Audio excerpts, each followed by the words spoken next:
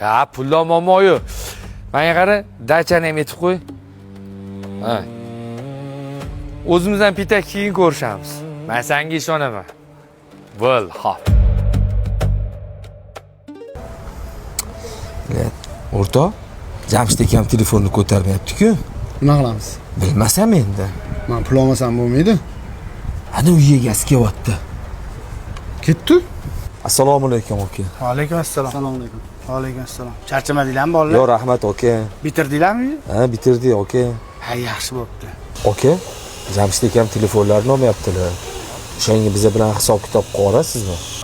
Men shu Jamshid akaliga hamma hisob-kitobni qilib yuborib bo'lganman-ku. Boshida avans berdim, o'rtada yana pul oldi. Mana 3-4 kun oldin yana o'pshi hamma pulni yopib borganman, 0 bo'lganman men. Aqlamiz-to. Bizga boshqacha gapiradilar. Bizga boshqacha gapiradilar. Hali uy egasi pul bermayapti deyotdilar. Ya bilmayman, lekin men berib yuborganman bolalar.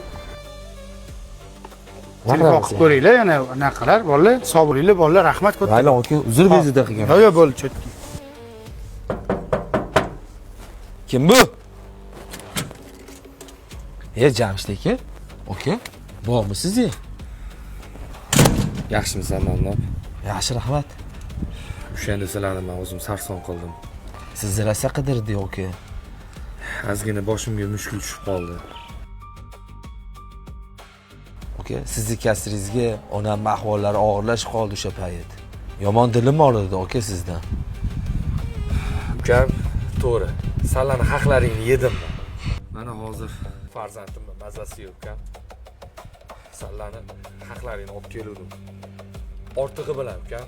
Bizdan o'zimizdan haqqimizni bering aka. Bu yerda o'rtog'ingning ham haqqi bor, ukam. Meni kechira olsanglar, kechiringlar, jon ukam. O'rtog'ingni ham kechirsin, ukam. Iltimos sizlardan duo qilinglar, ukam. Sizni aka, Alloh kechirsin.